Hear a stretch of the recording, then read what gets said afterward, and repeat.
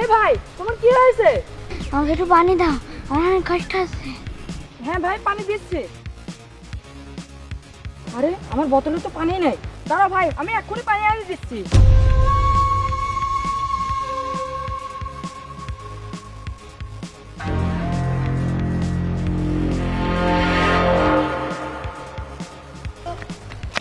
এই যে ভাই, পানি এনেছি, ওঠো।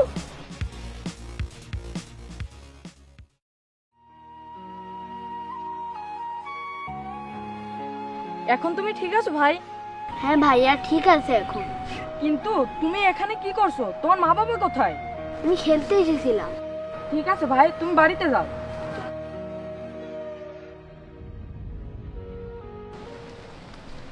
নীরব, স্কুল থেকে এসেছিস? আচ্ছা, ওষুধ আনতে বলেছিলাম, এনেছিস? হ্যাঁ মা, এর মধ্যে আছে, নাও।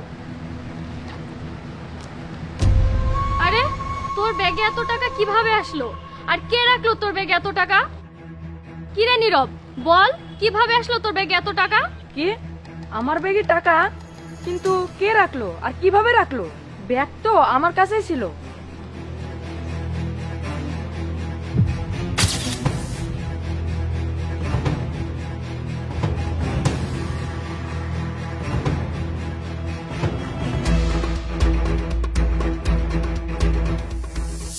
তাহলে কি ওই বাবুটা আমাকে সাহায্য করেছে?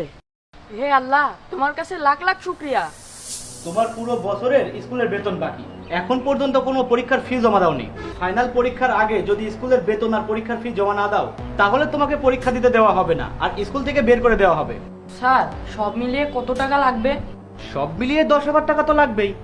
কিন্তু স্যার, এতগুলো টাকা আমি কিভাবে ব্যবস্থা করব? আমার বাবা নেই, মা অসুস্থ। কাজ করে যে টাকা পাই, সেই টাকা দিয়ে পেটের খাবার আর মায়ের ওষুধের জন্য সব খরচ হয়ে যায়। আমাদের তো আর কিছু করার নেই স্যার। কিন্তু নীরব, আমি তো আর কিছুই করতে পারবো না। এতদিন অনেক সাপোর্ট দিয়েছি, কিন্তু এখন তো বছরের শেষ। তুমি ভালো ছাত্র, তাই এতদিন টাকা না দিলেও ম্যানেজমেন্টকে বলে পড়তে দিয়েছে, কিন্তু এখন তো আর দেবে না। আর আমি তো আর কিছুই করতে পারবো না, তোমার পড়াশোনা বন্ধ হয়ে যাবে, এটা আমি চাই না। তুমি যাও বাবা, তোমার মাকে বলে ব্যবস্থা করো। ঠিক আছে স্যার, আল্লাহ একজন আছেন, অবশ্যই তিনি আমাদের দিকে তাকাবেন। আসি স্যার। বাবা বাবা শোনো। কি হয়েছে বাবা, বলো। বাবা, একটা ভাইয়া খুব বিপদে পড়েছে, আমি তাকে সাহায্য করতে চাই। তার 10,000 টাকা লাগবে, আমাকে তুমি 10,000 টাকা দাও।